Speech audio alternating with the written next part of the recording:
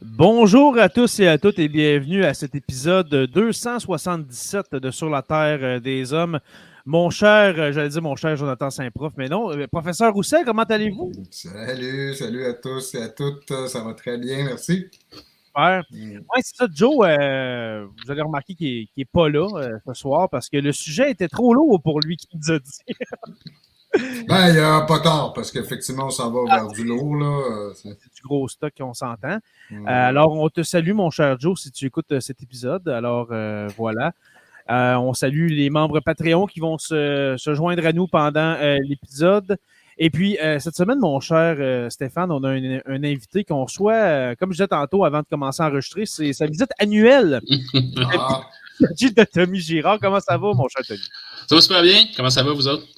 Ça va bien. ça va. Super. Quoique le climat politique est un peu déprimant, là. Tu sais, la semaine passée, on avait une discussion avec Frédéric Bérard sur la montée des groupes, c'est-à-dire des gouvernements de populistes de droite, là, tu sais, en Argentine. Là, je me fous toujours aussi aux Pays-Bas, c'est ça. Puis ce matin, je lisais dans la presse une traduction d'un article que vous pouvez trouver dans le New York Times, mais c'est traduit dans la presse du 5 décembre 2023, où on décrivait un peu qu'est-ce qui pourrait se passer dans une future présidence Trump, et c'est déprimant.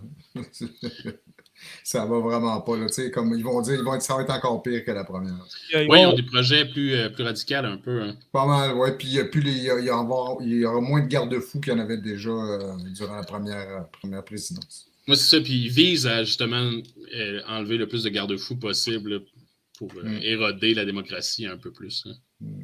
Fait qu'on on va continuer dans cette veine-là, malheureusement, ce soir.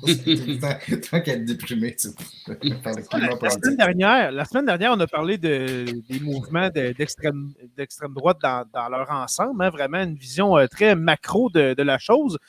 Et là, ce soir, c'est vraiment ultra micro. Là, okay? Là, on va parler d'un individu en particulier. Là, je vous avertis, c'est pas un épisode où est-ce qu'on va rire. Okay? Normalement, on a du fun, on rit, mais là, c'est vraiment pas drôle. Et puis ça, c'est de la faute à Tommy. Hein? Parce que j'ai demandé à Tom, il y a à peu près quoi, 3 semaines, un mois, Tom, que je t'ai approché environ. Puis je l'ai approché en disant, hey, ça serait le fun que tu viennes faire un tour dans le podcast. C'est ça, quel sujet tu voudrais traiter, tu sais. Puis là, tu m'as lancé ce sujet-là, Anders Behring Breivik. Et puis, moi, je m'en souviens comme si c'était hier. Ça ne s'est même pas passé ici, mais c'est dans le même, comment je dirais ça, dans la même perspective un peu que genre le Bataclan en France, des événements comme ça. Là. Pour commencer, Tom, pourrais-tu nous décrire c'est qui ce gars-là, Anders Behring Breivik? Excuse-moi. En fait, c'est un gars qui, quand on regarde son parcours, est assez sans histoire là, dans sa jeunesse. Il a une enfance assez difficile, là, des relations troubles avec ses parents. Son père part assez jeune. Il y a une relation particulière, disons, avec sa mère qui le maltraite. Et il va s'essayer dans toutes sortes de choses. Il va s'essayer dans des partis politiques. Il va essayer de joindre différents groupes. Et il va toujours subir le rejet. Il va se partir des business aussi, hein, de ce que j'ai lu sur le bonhomme. Là, va se partir des entreprises qui ne marcheront pas. Oui, c'est ça. On sent qu'il tire un peu dans tous les sens, là, sans faire de mauvais jeu de mots. Là. Avec ses projets. Et tranquillement, il va s'isoler. Donc, on va raconter là, que dans la vingtaine, il va pouvoir passer des 16 heures par jour à gamer à World of Warcraft. Ouais. Et s'isoler tranquillement. Et dans ces années-là, il va commencer à développer son idéologie politique, se radicaliser. Et éventuellement, là, début des années 2010, le commencer à mettre en place son plan pour son attentat là, qui va être perpétré au mois de juillet 2011. C'est ça, j'allais te poser la question. On parle de où et quand. Donc, tu viens de nous dire, effectivement, ce monsieur-là, en 2011, il a... Oui, en fait, c'est ça. C'est un attentat qui va être perpétré en Norvège. Donc, ça va être des attentats à Oslo et à Utøya. Donc, c'est un attentat qui va se passer en 2 temps. Donc, dans un premier temps, il va faire une bombe. On parle de plusieurs centaines de kilos d'explosifs qu'il va faire dans une voiture piégée. Et ensuite, il va se déplacer sur une île où il va avoir les parties des jeunes travaillistes qui vont se réunir. Et là, lui, habillé en policier, va abattre 77 personnes et blesser une centaine d'autres. C'est un gars de...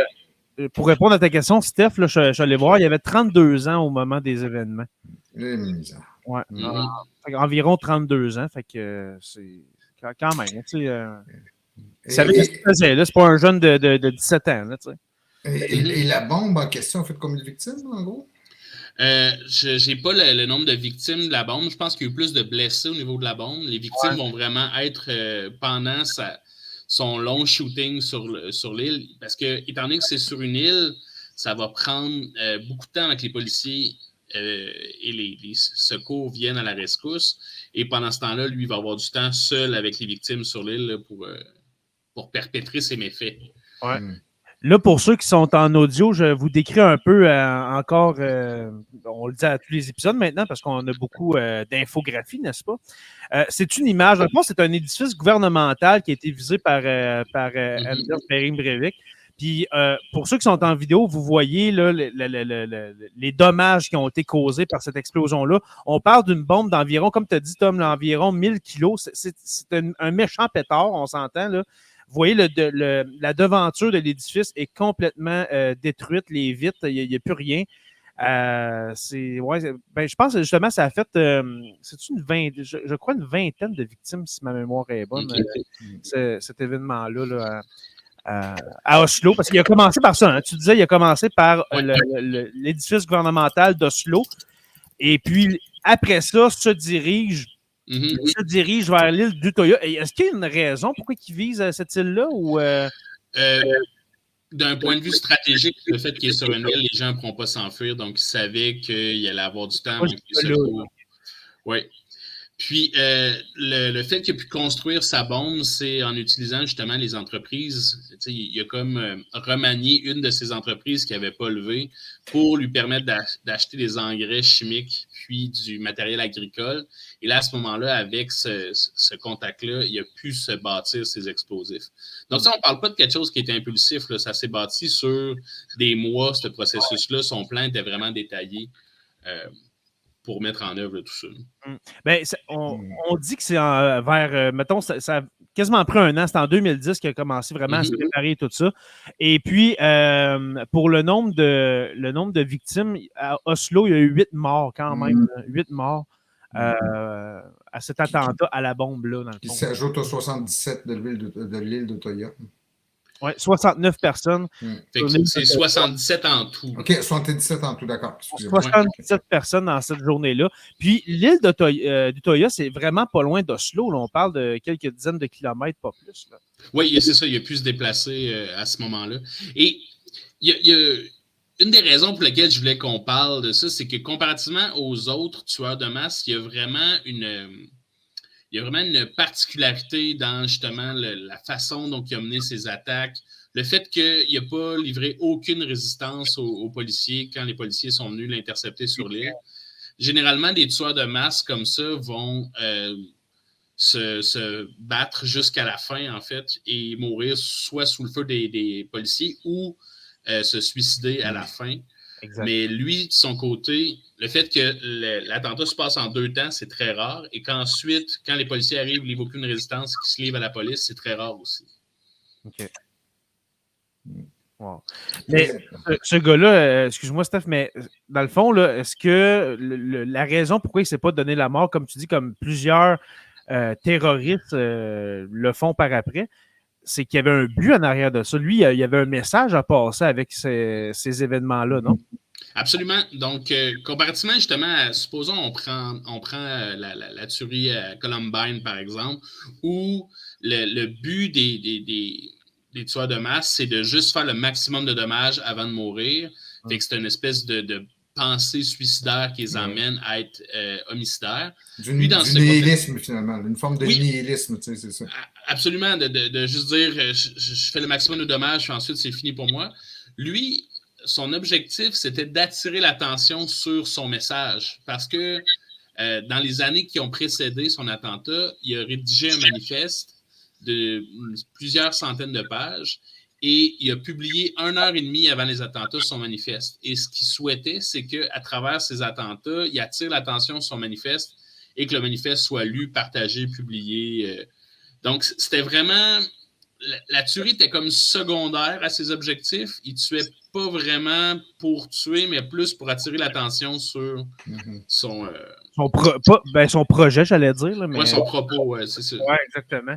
Parce que lui, là, j'ai vu un commentaire de Simon Ferland qui dit c'est un anti-islamiste. Dans le fond, c'est. Ah oui, absolument. C'est ça, dans le fond, lui, c'est vraiment l'homme blanc. Et puis, vraiment, on l'a vu avec une image que j'ai partagée, mais c'est un néo-nazi, là, vraiment, des plus convaincus, Anders Behring Breivik. C'est complètement cinglé. Mais justement, j'avais un point que je l'amenais avec toi, c'est dans le fond, comment expliquer la montée du racisme. Puis tu sais, on dirait que de plus en plus, depuis plusieurs années, ça finit en tuerie de masse. Ouais. On a toujours eu un mononcle raciste, ou quelqu'un dans notre entourage qui est raciste, OK? Mais de là à arriver à faire des tueries de masse comme ça, tu sais, ça arrive là, 20, 30 ans, mais il me semble depuis une dizaine d'années, c'est assez fréquent. Hein? Moi, je pense que sans être encourageant, ça va aller en empirant. Puis la raison pour laquelle ça, c'est que c'est pas étranger à la précarité des ressources puis à l'augmentation des inégalités. Ouais. Donc, dans une perspective politique d'augmentation des inégalités, il va toujours avoir un populisme qui va utiliser un groupe comme tête de turc et qui va comme bouc émissaire des problèmes. Et là, c'était les musulmans dans le cas de Anders Behring Breivik. Ça a été dans les années 30 les juifs. Donc, il y a toujours ce bouc émissaire-là. Et plus les inégalités augmentent, plus la violence augmente, plus les gens cherchent à reprendre le pouvoir sur leur vie à travers des gestes violents. Là. Donc, tu dis que c'est les inégalités qui seraient à l'origine? Dans son contexte à lui, les inégalités, la précarité des ressources perçues, je dirais, dans le contexte là, de Breivik, son discours, c'était l'idée qu'il y a une augmentation de la migration en Europe, il y a une dilution là, de l'homme blanc, la théorie du grand remplacement, la théorie du complot du grand remplacement. Fait qu'il y a un ultranationalisme qui vient le définir. Puis, je crois que ce ultranationalisme-là s'inscrit dans une augmentation des inégalités à travers le monde. Le populisme répond à cette perception-là qu'il y a une augmentation des inégalités. Okay. On a déjà fait un épisode sur le grand remplacement. En Amérique du Nord, il y a beaucoup d'immigration, on s'entend, mais ça n'a rien à voir. La théorie du grand remplacement vient en partie justement d'Amérique du Nord, mais en Europe, c'est quand même assez c'est fou, là, justement, les migrations qu'il y a. Là. Justement, surtout en Europe occidentale, là, mettons qu'on parle de la France, la Belgique, les Pays-Bas, là, on parle de la Norvège dans ce cas-là. Beaucoup de gens qui essaient de se trouver un endroit tranquille, un endroit pour vivre tranquillement, mais qui sont pris. Ouais.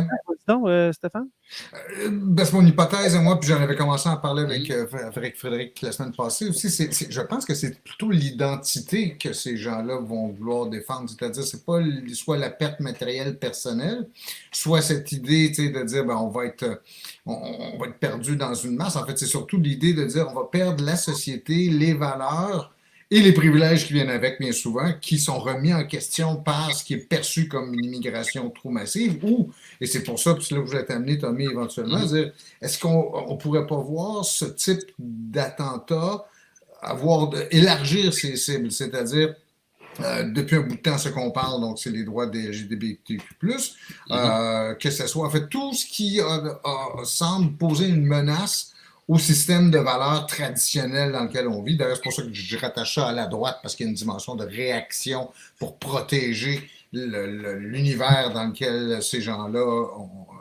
que ces gens-là prétendent défendre. Là, mais avant que tu continues, Tom, juste dire quelque chose. Moi, c'est surtout la vision des immigrants qui arrivaient en Europe que je dis. Eux autres, ils demandent juste à vivre leur vie. Là, c'est sûr que c'est pas la vision des Blancs que je disais. Là. Tu parlais de celle, tu parlais de la conception du grand remplacement. C'est ça que je veux dire. Puis, tu sais, le manifeste publié par Anders Breivik, les grandes lignes, si on le condense, c'est pas très différent d'un discours qu'on pourrait retrouver sur Fox News, même des grandes lignes plus condensées, concentrées, puis plus virulents, mais que des grandes lignes de chroniques qu'on peut retrouver dans le Journal de Montréal. Donc, l'idée de faut s'inquiéter parce que l'homme blanc est persécuté, les féministes vont castrer l'homme blanc, les musulmans vont remplacer, l'idée du marxisme culturel. Donc, on n'a pas besoin de faire longtemps sur TikTok ou YouTube pour tomber sur cette idée-là des woke du marxisme culturel qui vise à nous empêcher d'exister. Donc, c'est comme une espèce de condensé de cette réflexion-là, macérée dans un esprit de quelqu'un qui est seul et qui est rejeté de toutes parts et qui finit par exploser là, de ça. Un gars, on peut dire un gars, mettons, où se mélange dans son esprit le discours incel, un discours raciste, un discours anti-islam, tout ça ensemble arrive... est dans la tête d'Anders Breivik qui va commettre ces attentats-là, dans le fond. Oui, un mélange assez explosif. Oui, assurément. Ouais. Est-ce qu'on pourrait comparer l'attentat, les attentats d'Oslo et d'Utøya à... Là, tu me le diras, là, peut-être... Moi, je ne suis pas très familier avec ces cas-là. Là, par exemple, l'attentat d'Oklahoma City en 1995 de McVeigh. Luna Bomber? Non, c'est plutôt, je pense, un groupe d'extrême droite qui avait fait sauter un édifice à Oklahoma City, 150 morts, quelque chose comme ça. Là, ou encore l'attentat de Christchurch, c'était en Nouvelle-Zélande. Là, oui. Je sais que le manifeste publié par Anders Breivik, il y a une partie, il faudrait que je retrouve là, le Luna Bomber qui a fait un genre d'attentat similaire aux États-Unis, pas l'attentat d'Oklahoma City, mais dans le même genre. Et le manifeste qu'Anders Breivik a publié a pris presque copier-coller le passage en remplaçant les termes au lieu que ça soit, mettons, personne noire, il l'a remplacé par musulman. Fait que comme juste remis ça à la sauce, mais c'est exactement la même philosophie derrière. La même logique, le même raisonnement. Là. Oui, c'est ça. C'est une philosophie de peur puis de volonté d'anéantir là, juste par réaction. Est-ce que c'est plus répandu qu'on le pense, ce discours-là, justement, le pouvoir au blanc, le grand remplacement? Est-ce que tu as des stats là-dessus? Est-ce que tu es au courant si on est plus entouré qu'on le pense de ce genre d'individu-là? Moi, je n'ai pas de stats particulièrement là-dessus, mais on observe une montée de ce discours-là. Tu sais, justement, Tucker Carlson de Fox News qui a été renvoyé.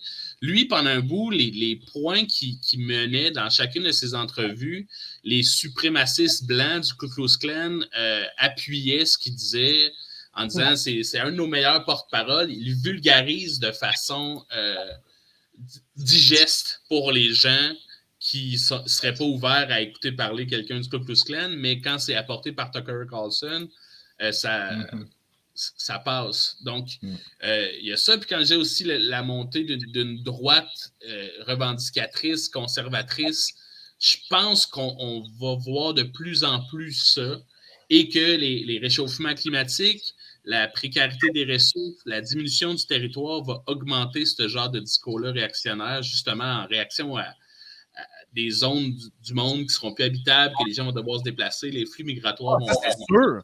C'est sûr. Tu sais, mettons, là, tu regardes juste... tu regardes en Afrique, le long du Sahel, là, une zone où est-ce que de plus en plus, il y a un phénomène de désertification que les gens, faut qu'ils s'en aillent de là, puis soit qu'ils s'en aillent au nord ou ils s'en aillent au sud. Puis souvent, la décision, c'est on s'en va vers le nord, puis le nord, c'est l'Europe. C'est le plus proche, l'Europe. Là. Tu sais, tu te rends quasiment à pied, pas à pied, mais on se comprend. Je vois un commentaire de Simon Ferland qui rappelle Tucker Carlson qui attise le feu du grand remplacement, mais il a raison de souligner aussi qu'on a notre champion national aussi qui sévit en France auprès d'Éric Zemmour qui est monsieur MBC. Absolument. Je n'osais pas le nommer parce que je ne sais pas à quel point vous pouvez être... Ben, on peut le nommer parce que la semaine passée, Frédéric Bérard il a fait une piñata de Mathieu Bock-Côté. Je n'osais pas le mentionner tantôt, mais justement, le manifeste d'Anders Breivik, on pourrait, si on mettait plein de grands mots compliqués dedans, en faire une chronique de Mathieu Bock-Côté.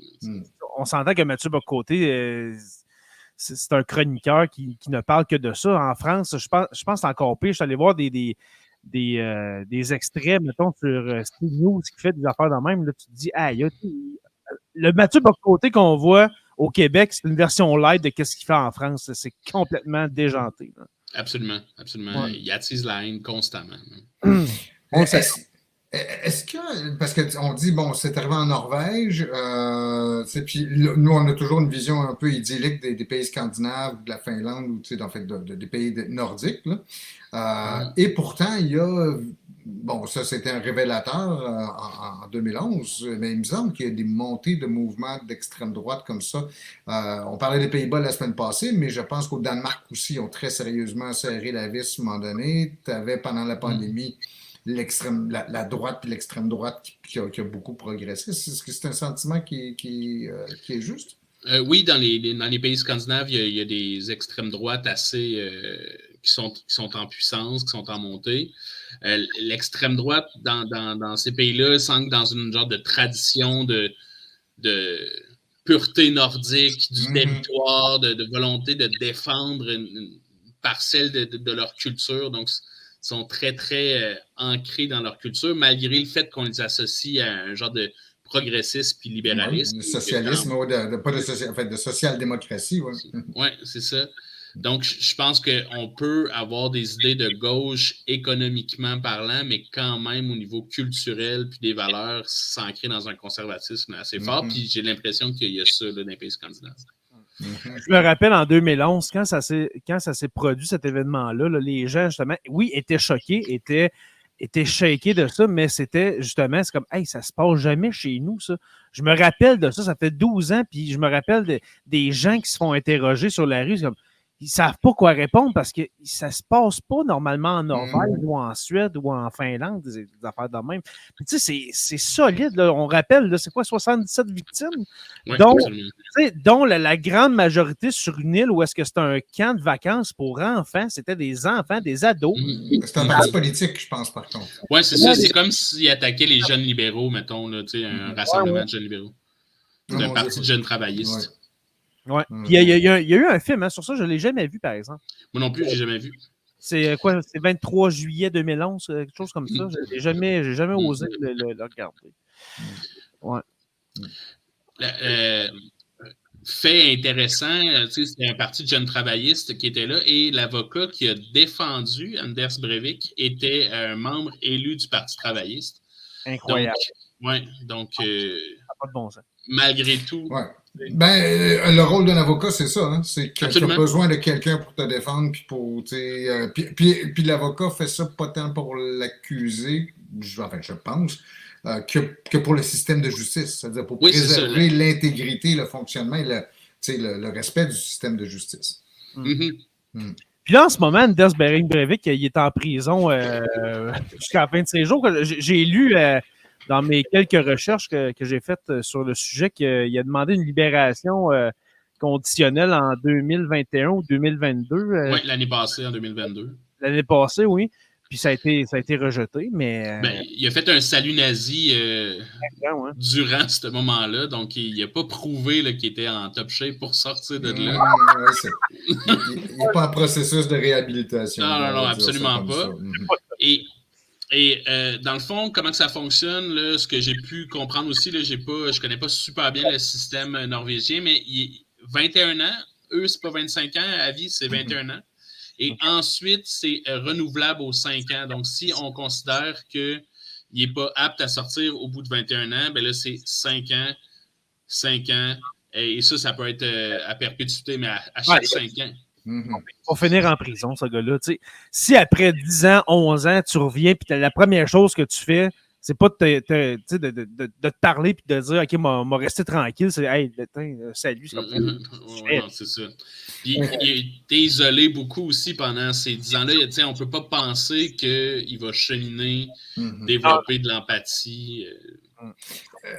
Là, j'anticipe un peu sur ce que Jay va dire, parce que moi, je sais ce que Jay va dire, mais est-ce qu'en termes psychologiques, est-ce qu'on a affaire à quelqu'un, parce que tu le décris donc au début comme quelqu'un solitaire, de rejeté, tout ça, est-ce que c'est quelqu'un qui a des problèmes sociaux ou qui a des problèmes carrément, on pourrait dire, psychologiques ou psychiatriques? Est-ce qu'il a été évalué? Est-ce qu'il a été... comment il faut l'aborder?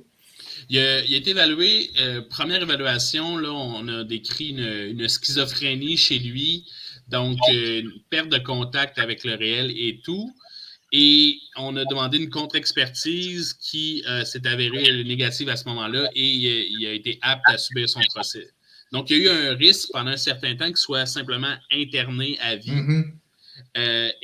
Finalement, ils ont dit non, la schizophrénie, c'est pas le bon diagnostic et il était apte à subir son procès. Et ce qu'on pouvait lire, c'est qu'il était soulagé, Anders Breivik, parce qu'il avait l'impression que s'il était diagnostiqué, ça enlevait le focus. Ça invalidait son message. Donc, lui, il ne voulait pas être perçu comme fou, il voulait être perçu comme lucide, qui avait un message à porter. Donc, mais d'après toi, t'en as lu et t'en as vu des choses sur des tueurs comme ça. J'aime ton expression que tu as prise tantôt. Est-ce que le gars est top shape? OK, sérieusement, pour dire, OK, moi, je veux vraiment être considéré comme lucide pour que mon message soit bien porté puis qu'il soit vraiment légitime, dans le fond. Est-ce que c'est le comportement de quelqu'un qui est top shape, ça? En fait, le comportement, c'est sûr qu'il est anormal. Il sort des normes en termes de ce qui est... c'est pas acceptable. Mais à savoir maintenant, est-ce qu'il est en contact avec le réel? Est-ce qu'il y a des troubles psychotiques ou schizophrénie? Ou non.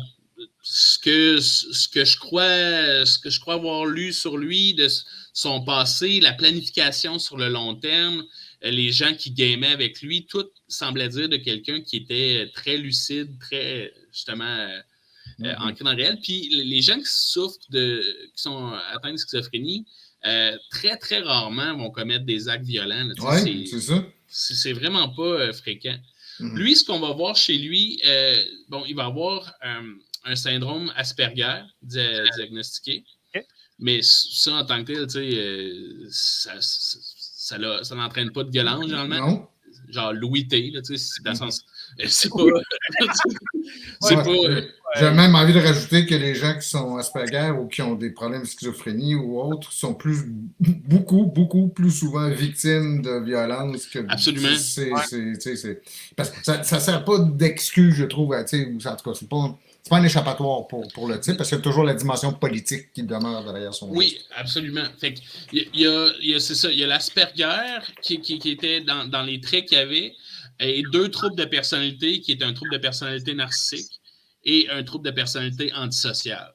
Donc, quand on retrouve cette combinaison-là, là, à ce moment-là, on peut avoir des gens qui sont plus violents, centrés sur eux-mêmes, des idées de grandeur. Donc, on peut voir ça chez Breivik, où il y a justement cette idée-là, un peu mégalomanie, là, il va revitaliser la Norvège, il va être le nouveau régent de Norvège, il va changer l'histoire, passer à l'histoire.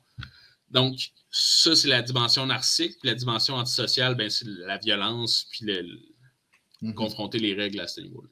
Puis c'est un gars qu'on s'entend qui a consommé beaucoup de contenu, mettons, néo-nazi. Il s'abreuvait de ça. C'est un gars qui, en lisant ça, en regardant des choses, justement, sur les nazis, tout ça, qui se disait c'est le bien, là, on s'entend. Il y a un pays. Il y a un pays au complet qui s'est fait avoir, justement, avec le nazisme. Fait que ça se pourrait qu'un individu seul tombent dans ce panneau-là. Là. Se radicalise, se cherche un but, un objectif, un but plus grand que lui-même. Là. Tu sais, lui, dans sa tête, il mène une guerre contre une invasion, puis il n'y a personne d'autre qui peut l'amener que lui. Fait que c'est ça.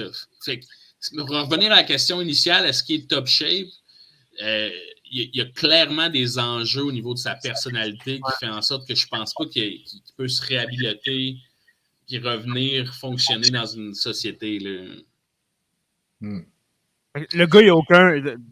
D'après ce que tu as lu, le gars n'a aucun problème psychiatrique. Là. C'est ça que tu dis? Non, mais il va avoir un trouble de personnalité. Ce qui est un trouble de personnalité, c'est comme des traits de personnalité que tout le monde peut avoir, mais qui sont poussés à un niveau de rigidité puis d'intensité tellement élevé que ça va créer une difficulté de fonctionner en groupe. Mettons l'exemple que je donnerais, c'est on connaît tout du monde qui sont fraîchiers, mais fraîchiers à un niveau que ça fait en sorte que tu es prêt à persécuter tout le monde autour de toi. Là, ça devient un trouble de personnalité. Là, c'est trop intense. Là, ça commence à faire Elon Musk un petit peu. Ouais, c'est ça. Trump, là, en fait. Trump est l'exemple, je pense. Effectivement, tu as tout à fait raison. Oui, tout à fait. Simon Ferland qui dit un nationaliste extrême.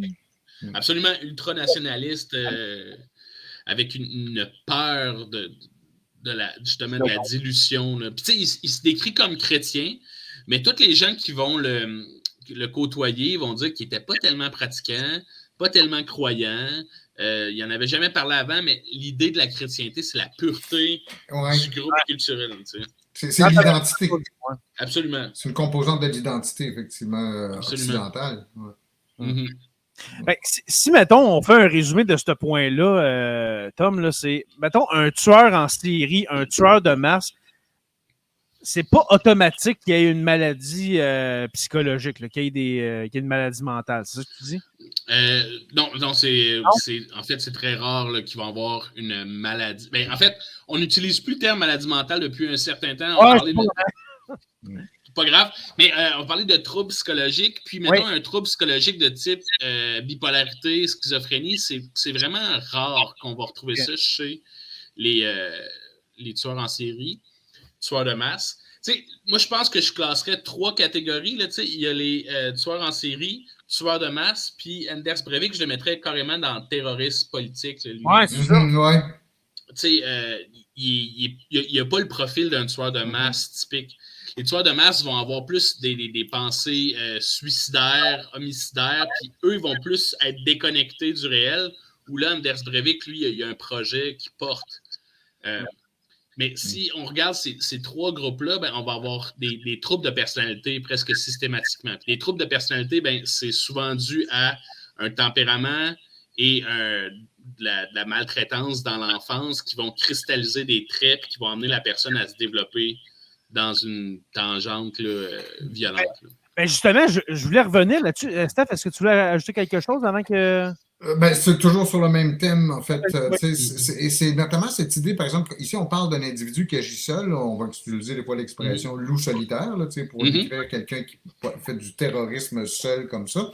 Je me demande si on doit plus craindre les loups solitaires que les groupes. Parce que les groupes, on va dire, bon, tu peux organiser quelque chose d'encore plus complexe puis d'encore plus dangereux. Mais j'ai l'impression que même dans les groupes extrémistes, il va y avoir des freins sociaux.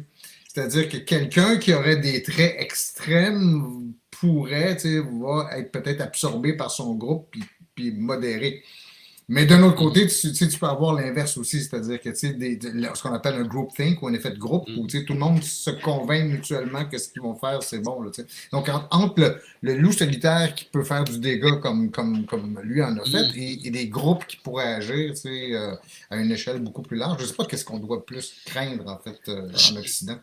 Je pense que le groupe va être plus facile, en tout cas, ça va être plus difficile d'organiser quelque chose sans se faire prendre. Oui, c'est vrai. Que quelqu'un seul qui va juste macérer ça tout seul et qui peut monter son plan. Parce que du moment qu'il y a de la communication, il y a toujours quelqu'un. C'est ça. Qui peut être le risque de fuite est exponentiel aussi. Exactement. Donc, mais je pense qu'on doit craindre ces loups solitaires-là dans une optique où il peut avoir le message qui est répété à la radio, à la télé, ou qui va alimenter cette haine-là, peut faire en sorte qu'il y a plein de loups solitaires qui vont émerger, qui ne sont pas connectés entre eux, mais qui ont pas mal toutes la même idée. Et qui pourrait faire du copycat, là, c'est-à-dire qu'un en fasse un, puis ça donne le petit push à l'autre pour y aller à son tour. Absolument. Je pense que ce qu'on pourrait voir, c'est des mouvements peut-être spontanés ou en tout cas moins planifiés, un peu comme ce qui s'est passé le 6 janvier aux États-Unis, là, où il y a plusieurs groupes qui sont venus ensemble, qui avaient tout un objectif similaire, puis éventuellement, dans le feu de l'action, ben, ça a comme convergé. Mais c'est ça. Je pense que les loups solitaires, c'est ceux qui vont faire le plus de dégâts là, de façon sporadique. Là. Parce que moi, là, c'est surtout le niveau de complexité de cette journée-là de juillet 2011. On a parlé, ça a commencé avec un attentat à la bombe. Tu sais, ça prend pas n'importe qui. C'est pas n'importe qui peut faire une bombe de 1000 kilos puis aller stationner ça devant un édifice gouvernemental, puis avoir prévu d'aller se rendre, qui a prévu se rendre dans une colonie de vacances par après, de cibler cet endroit-là parce que c'est une île plus difficile d'accès. C'est pas n'importe qui peut organiser ça. Moi, je serais pas capable d'organiser ça. Tu sais, en même temps, peut-être le côté malin en dedans de toi. Non, mais c'est vrai. C'est complètement... C'est un scénario de film. Là. Ça n'a aucun bon sens. Là. Puis les gens qui vont le décrire en train de tirer sur l'île vont dire qu'il ne tremblait pas, il prenait son temps, il n'y avait pas de l'air sous le coup de l'émotion. Là, c'était... vraiment méthodique et froid. Là, ça a l'air qu'il courait même pas. Hein. Il marchait tout simplement. Ben, le fait qu'il était habillé en policier aussi, les gens croyaient qu'il était de l'aide, fait que souvent les gens pouvaient aller vers lui. Ils confondaient. Fait que ça aussi, ça fait partie de la planification de tout ça. Il y a un commentaire de Francis No que j'aime beaucoup qui dit on aime ça mettre une étiquette psychiatrique aux monstres humains, ça nous réconforte. C'est un excellent point. Essayer d'expliquer justement pas le mal, mais d'expliquer des événements aussi dramatiques. Ben, c'est un fou. Mais non, comme tu l'as dit, dans la majorité des cas, c'est pas des fous. C'est un produit de la société, un produit de la politique, une radicalisation d'un discours ambiant qu'on entend. Exactement. Tantôt, on a parlé, en début d'épisode, on a parlé de son passé. Hein? On a parlé de sa mère qui battait, de son père absent. On dirait que c'est une idée préconçue de dire les gens qui sont maltraités quand ils étaient enfants ou qu'un des deux parents est absent, ça devient des personnes comme ça. Mais c'est vrai que c'est rare que les tueurs de masse ils ont vécu dans l'amour et dans l'abondance et dans tout, là, on s'entend. Là. Est-ce que c'est surprenant de voir qu'Anders Bering Breivik a fait ces actions-là en ayant eu le passé qu'il avait? Ou bien, c'est comme, ben oui, ça arrive. Ou bien, quelqu'un comme moi qui a eu tout l'amour du monde pourrait péter un câble et faire ça. Là. Mais les premières sources que j'ai lues sur lui son enfance avait l'air assez normale, puis j'étais vraiment surpris. Je m'attendais à ce que l'enfance, parce que généralement, il y a des troubles dans l'enfance qui expliquent des troubles à l'âge adulte, puis là, il n'y en avait pas. Fait que j'étais surpris, puis en consultant d'autres sources éventuellement, ben là, on se rend compte que son père est parti très jeune, sa mère avait un trouble de personnalité, avait une relation avec lui qui était de l'ordre de... le parentifiait, elle le sexualisait, mais était violente avec lui. Fait qu'à certains moments, elle était comme fusionnelle, inadéquate avec lui sur le plan sexuel. Puis ensuite, elle avait des moments de forte violence avec lui. Et il a fait développer certains troubles d'anxiété extrême où tout devait être fait parfaitement, sinon elle lui faisait vivre la violence. Donc, et plus tard, à l'âge adulte, les gens décrivaient qu'il y avait une relation avec sa mère qui était pas incestueuse, mais pas loin, là, qui a une proximité vraiment particulière avec sa mère. Et ça, c'est sûr que ça trouble parce que tes parents, c'est ton modèle d'entrée en relation avec les autres dans la vie. Tu sais, la première fois que tu entres en relation avec quelqu'un, c'est avec tes parents. si c'est tout croche, le reste, c'est tout croche. Là, on a tendance à répéter les modèles qui nous sont, qu'on a sous les yeux, que ce soit en termes de relations de couple, en termes de respect des autres, en termes de valeurs. Pourquoi je ferais confiance aux autres si les gens qui devaient prendre soin de moi, je ne pouvais pas leur faire confiance? Exactement. Ça décrédibilise tout ce qui vient après. Là. Exactement. Puis, ces gens-là, là, on pourrait parler d'Anders Bering Breivik, on a parlé il y a un an, quasiment jour pour jour, d'Albert Fish, que c'est une histoire complètement cinglée. Ce soir, c'est assez rough, mais je vous invite à aller écouter notre dernier épisode qu'on a fait il y a un an sur Albert Fish. C'est un pas pire moineau. Y a-tu moyen d'aider ces gens-là? Y a-tu moyen de les faire revenir du bon bord, si je peux dire? Ou bien, justement, vu que ça a eu ils ont eu des enfances complètement disjonctées ou des événements qui les ont marqués que, regarde, son scrap, dans le fond, je veux dire comme ça. Là. Y a-tu moyen d'aider ces gens-là? Ils viennent, en guillemets, je veux dire normaux, mais ils soient fonctionnels en société là, pour pas qu'ils aient envie de tirer le monde puis de manger du monde, on s'entend comme fiche. Hein? Ben, je pense qu'à ce niveau-là, on ne peut pas vraiment espérer qu'ils redeviennent 100% comme tout le monde. Non. C'est peut-être les amener à se restreindre d'avoir des comportements violents, donc empêcher l'accès à les moyens pour mettre en place ce genre de trucs-là. Puis, ben, sur de la thérapie à très, très long terme, les emmener à essayer de développer une relation vraie, authentique, profonde avec quelqu'un, puis voir ça. Parce que dans les cas de nationalistes d'extrême droite, mettons les groupes de néo-nazis et tout, des fois, tu peux avoir des gens qui ont beaucoup d'empathie et qui sont capables de se mettre à la place de groupes ethniques différents, mais eux, c'est pas l'empathie qui compte pour eux, c'est le pouvoir. Donc, de se dire, moi, ce que je veux, c'est plus de pouvoir. Puis je comprends que c'est des êtres humains devant moi, mais s'ils peuvent m'enlever du pouvoir, moi, je ne laisserai pas ça aller, puis je vais me battre pour plus de pouvoir. Fait que, je ne sais pas à quel point, pour vous, le pouvoir, c'est quelque chose qui est important dans votre vie. Moi, zéro, tu sais. Mais si c'était ma valeur ultime, ben ça changerait complètement ma relation avec les autres. Absolument. Il y a un autre que je pensais, notre équivalent local ou pas dire national de tout ça, c'est Marc Lépine de Polytechnique qui a un parcours aussi un peu marginal comme celui-là, puis il porte une cause politique, celle de la haine des femmes, là, il porte une cause extrémiste comme celle-là. Absolument, où il va se radicaliser avec un discours sur les femmes qui sont en ingénierie qui ne devraient pas être là, puis là, ben, tranquillement, il va se détacher de la normalité. On peut le comparer, c'est un très bon exemple. Est-ce qu'on peut dire que Breivik, c'est un Marc Lépine, dans le fond? Un peu le même parcours, un peu le même style? Ou, Ben, il y a... J'aurais de la difficulté à les comparer les deux parce qu'il y a vraiment une dimension politique importante chez Breivik. Tu sais, il a essayé de rentrer dans des groupes politiques. Il a fait de la politique. Il a intégré des groupes d'extrême droite. Il essaie d'être franc-maçon aussi. Oui, il était franc-maçon. Il était franc-maçon aussi.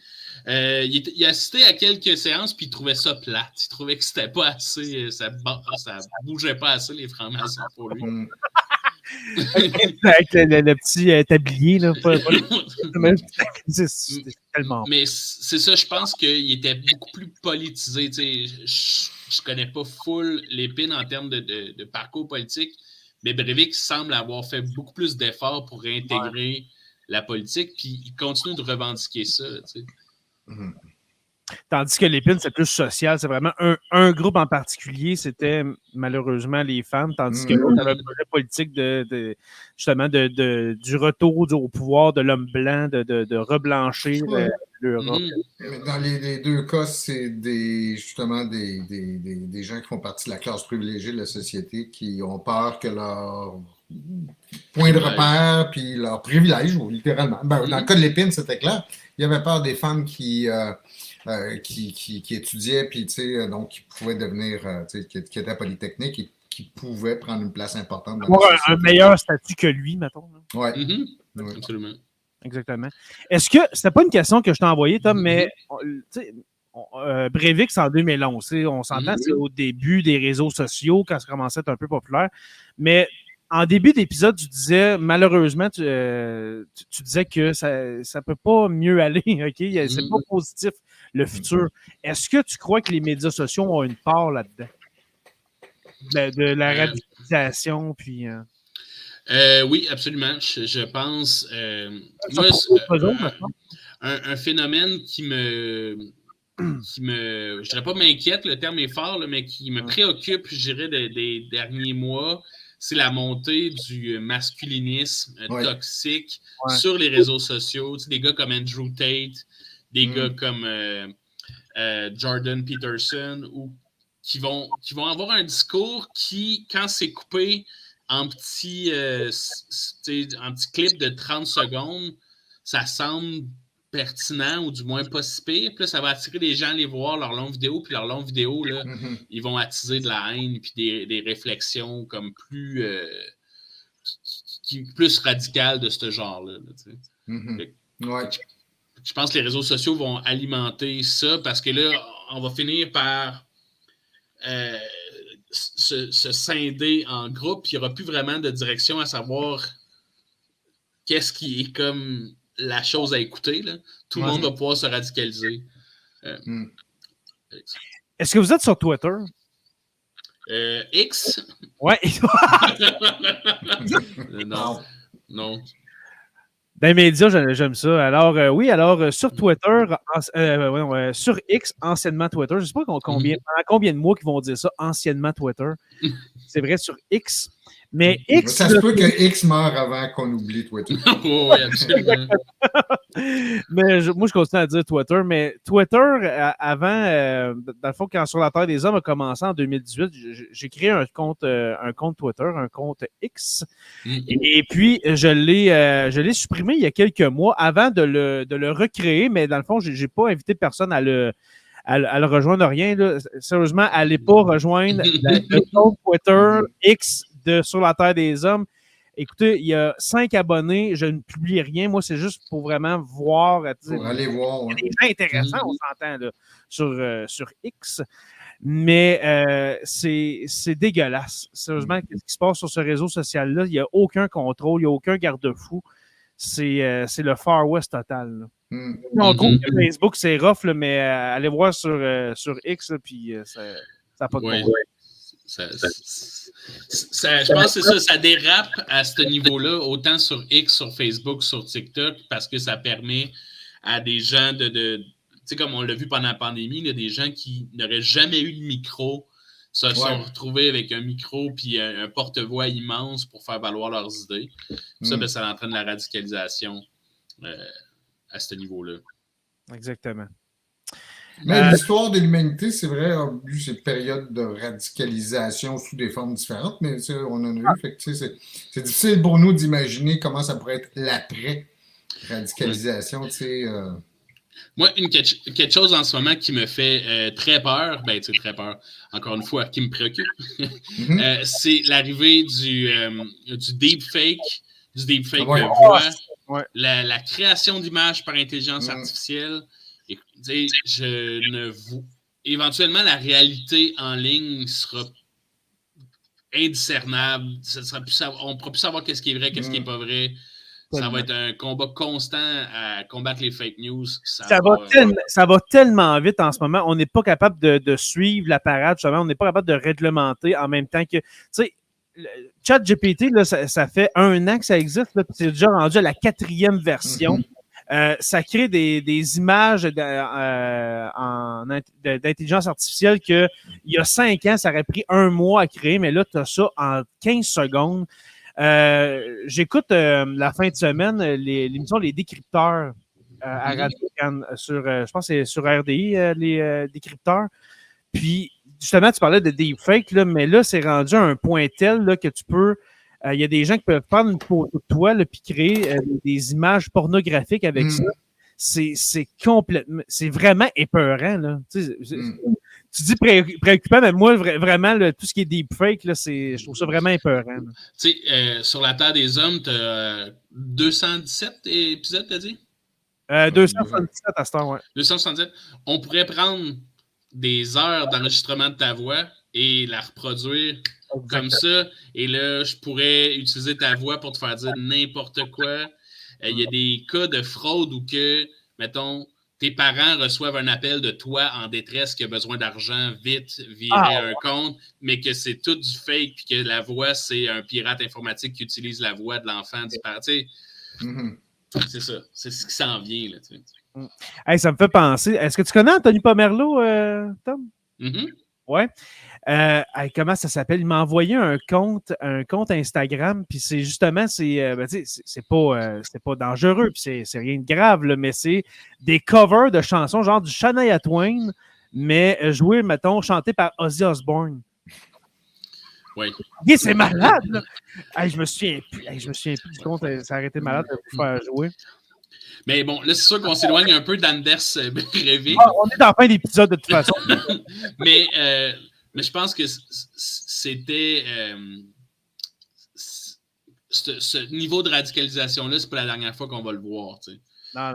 Et ça va être de plus en plus facile de se radicaliser avec les réseaux sociaux, malheureusement.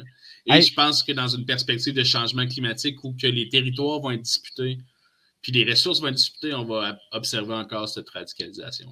Exactement. Hey, je l'ai, OK? C'est encore dans mon historique de recherche. Parce que Instagram, là, j'y vais une fois par mois, puis c'était le deuxième dans mon historique de recherche. Alors, je vous fais jouer, pas pendant une minute, là, OK? Mais pendant genre 15-20 secondes, Ozzy Osbourne qui chante You're Still the One de Shania Twain. Puis je vous jure, c'est à s'y méprendre. On dirait qu'il l'a chanté genre en 92, là. OK? Écoutez ça.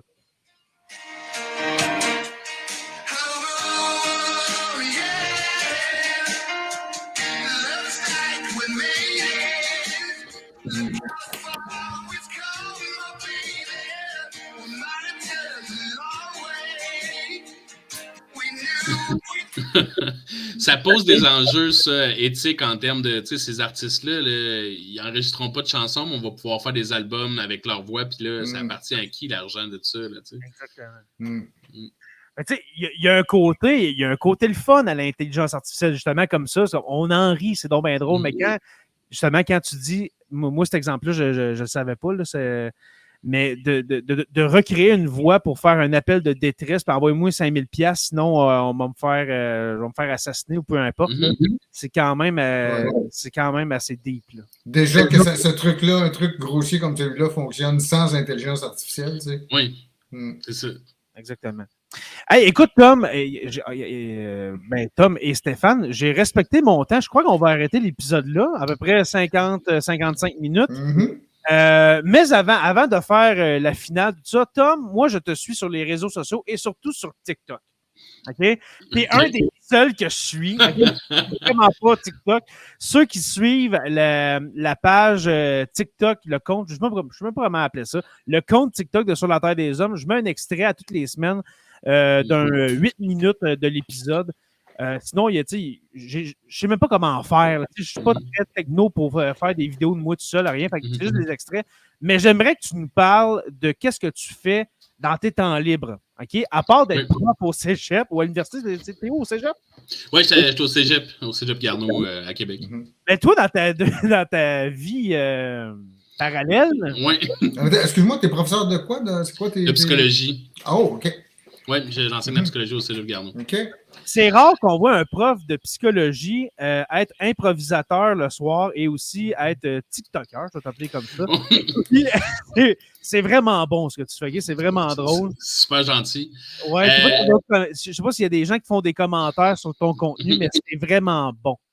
Ben, en fait, j'ai commencé à faire du stand-up. Ça fait comme 3-4 ans que je fais des shows d'humour et je fais de l'improvisation.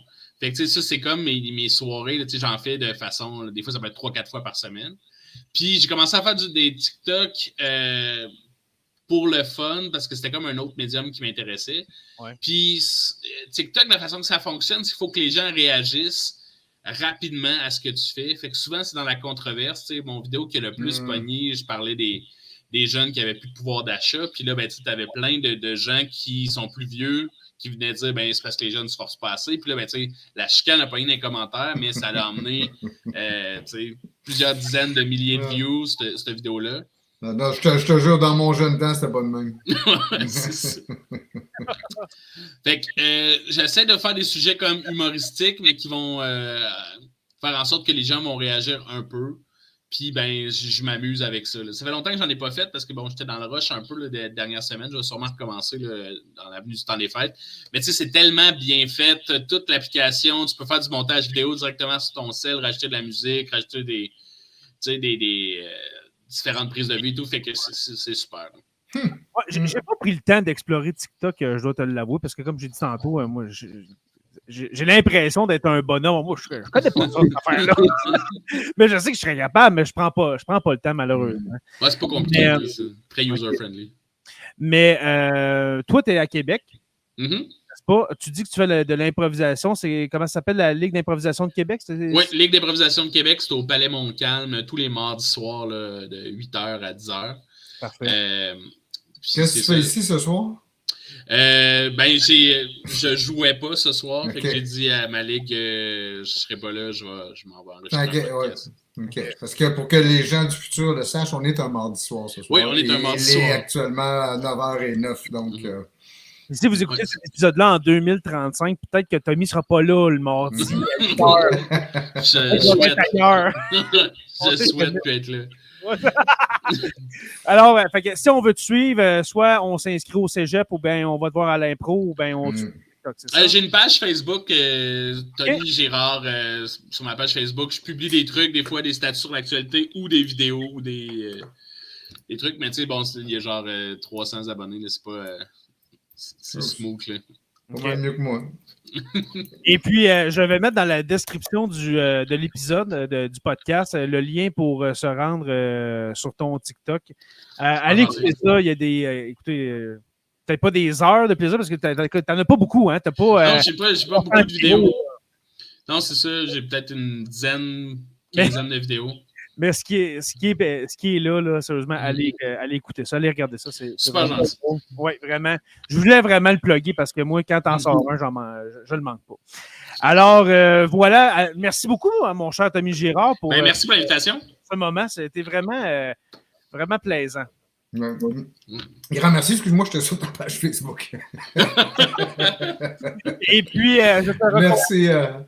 Merci beaucoup. Ouais, et puis, je te recontacte, mon cher, en novembre ou décembre 2024. Et on parlera d'un autre sujet glauque. Oui, c'est ça. Avant, c'était du temps, mais là, tu dis que tu fais de l'impro quasiment toutes les soirs. On se reparle dans un an, mon cher. Alors, merci, mon cher Tommy. Merci, professeur Roussel. Merci à vous deux. Toujours agréable, toujours très le fun. Puis merci aussi aux membres Patreon qui nous jasent ça dans le chat actuellement. Là. Oui, merci. Toujours le fun de vous voir, groupe. Oui, exactement. Merci d'avoir été là, les membres Patreon. Merci à tout le monde.